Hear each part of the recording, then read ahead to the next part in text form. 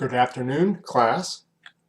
This chapter and the next look at the file system. In this chapter, we'll be looking at the interface, so in other words, the file system from the user's perspective.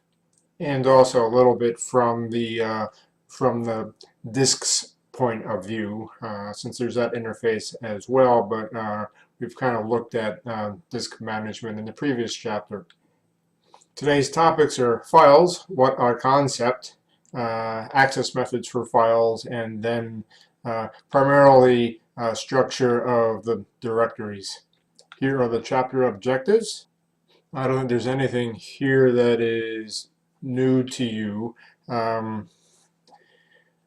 A file, all the operating systems I can think of abstract the file to be a linear sequence of bytes, and as we've seen with main memory, we can associate an address with any byte in that linear sequence. I don't think anything here either is new to anyone. So file attributes are data about the file, not the file data. So often when we refer to the metadata of a file, this is what we're talking about. Alright, so here's a file info window for OS 10. We can get similar things for files in Windows or files in Linux. Of course, with Linux, if you're working from the shell, you can also use ls-l and then give a file name. So a file is an abstraction of the sectors on a disk. It's far more convenient to work with a file than those sectors, and of course the file system is built on top of the disk management system, and here are the typical operations. If we're working with a random access file, we can seek to any particular location within the file that we desire. You're probably most familiar with sequential access files, at which you just sequentially write or read data. The file system has to do some bookkeeping to maintaining bookkeeping information about files that are open by processes. This data is kept in an open file table. Multiple files can have the same file open, so there will be entries for each file because each process could have its read and or write pointer or at a separate location within the file. There will also be a file open count, so long as that is not 0, the file remains open. File systems typically provide some sort of file locking mechanisms. These shared locks would be for multiple readers. A writer wouldn't be able to acquire such a lock. An exclusive lock is for exclusive access, as one would need potentially when writing. These would be at the level of the entire file itself. And then mandatory locks are just that. Advisory locks are just that. Here's a Java example that I'll skip. And here's the rest of that example. One way of identifying the type of data in a file is by its extension. So here for Windows, the common extensions are exe, com, and bin. For Linux, we typically don't use an extension. Another way of identifying the type of data in a file is via something called a magic number, which can be more than just a number. This is typically a string of a few characters at the beginning of a file. So for in Linux, for sorry, had to reboot my brain there. So in Linux, so sorry, still drawing a blank. So in Linux, scripting languages use the shebang sequence to identify the type of the file and the interpreter to use for the scripting language program. As far as modern operating systems go, a file is simply a sequence of bytes with no inherent order to it. So it's programs that use those files that give them structure. The operating system, modern operating systems don't impose a structure. Older operating systems would use a record structure where the records were lines of data, and each record could be of fixed length or variable length. So these complex structures that are imposed and interpreted by applications include such things as here formatted documents. Think of an HTML document or an XML document, which is just again a stream of bytes to the operating system.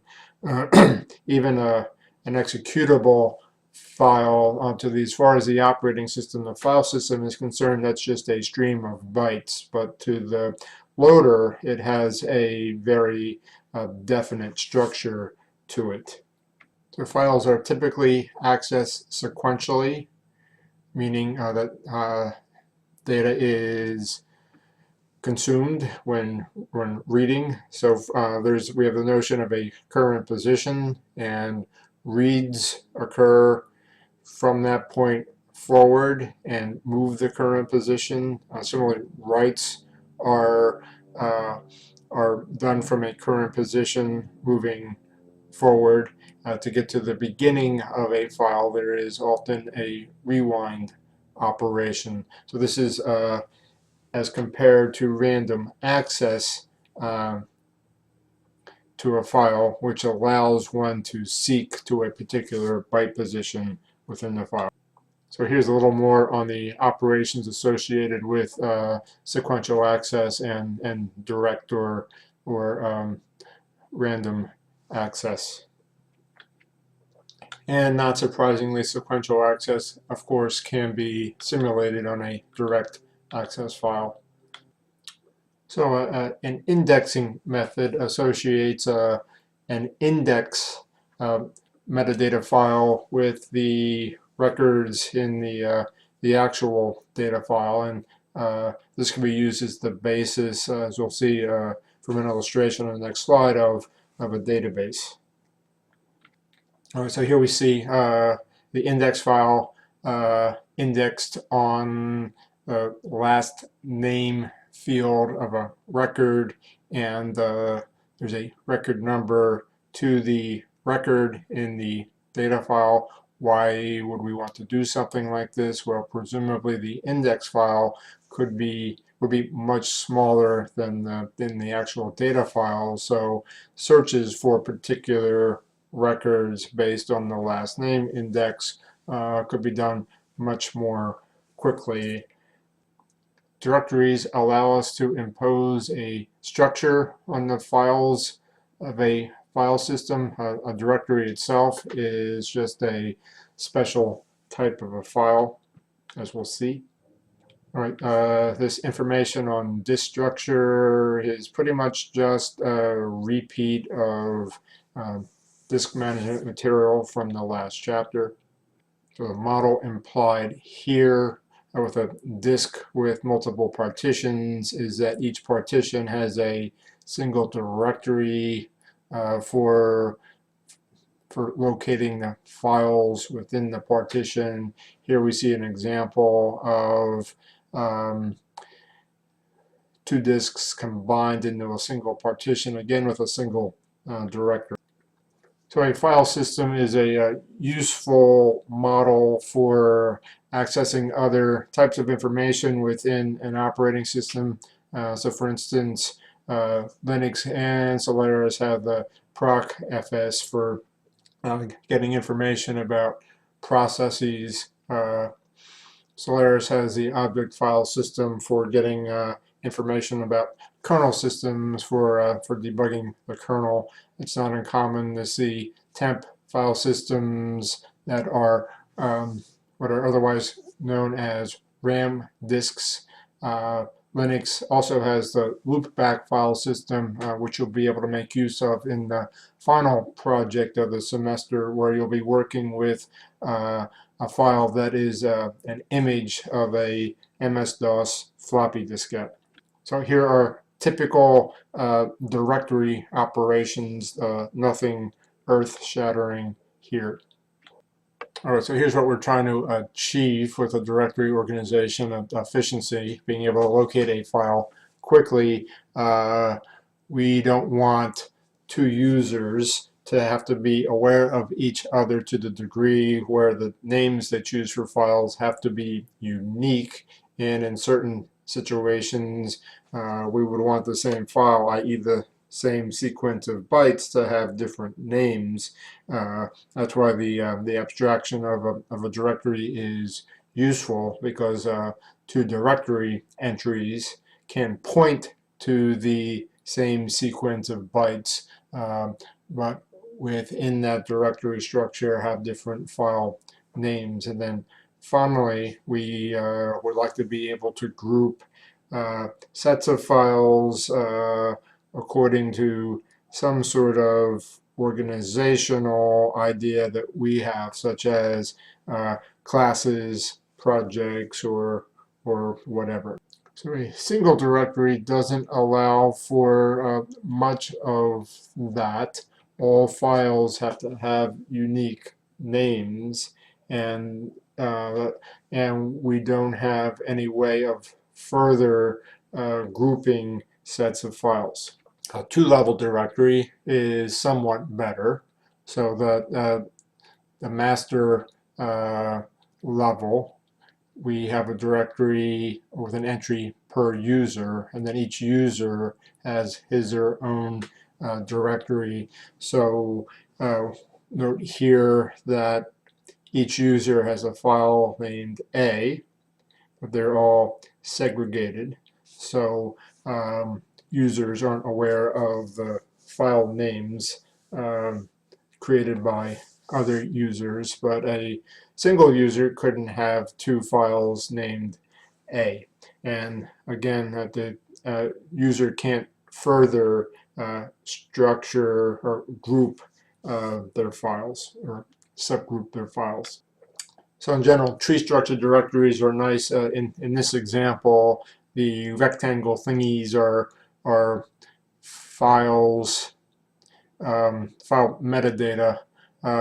Collections of rectangular thingies are directories. The circular thingies, thingy is a very technical term, be careful how you use it, is the actual data. This will come up 2 slides from now, but while I have a picture, I'll say that the absolute path name for this file would be working from the root /spell/dist. The absolute path name for this file is /spell/mail/exp. The relative path name for this file, let's say that I'm in this directory, would be /exp. If I'm in this directory, the relative file name for this file is just exp. All right, so treated structured directories allow for efficient searching, assuming in some sense if you know what subdirectory to look for. It's not too uncommon for me to find myself using the find program because I know the name of something, but I can't remember what subdirectory it's in. Of course, it allows us to create arbitrary groups.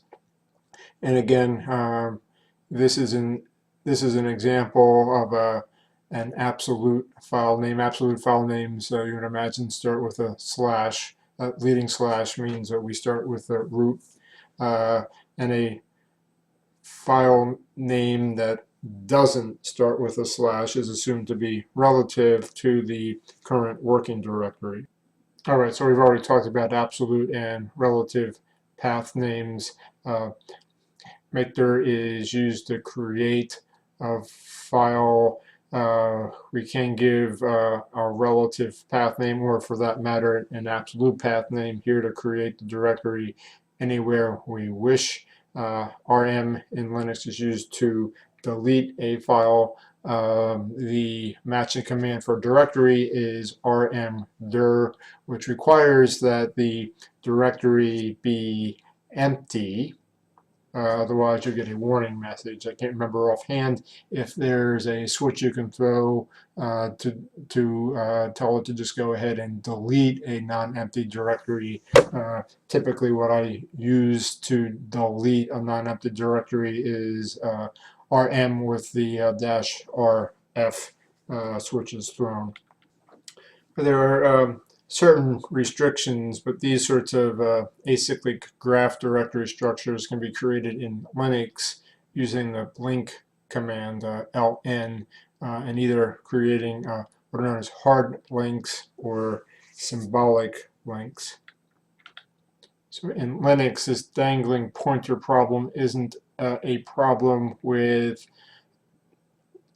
hard links, because a count of the number of hard links to a file is kept. It can be a problem with symlinks if the underlying file pointed to by the actual hard link is removed. Linux also allows cyclic graphs such as this, and the potential of this sort of a structure has to be known to programs that traverse the file system so that they don't get stuck in these cycles.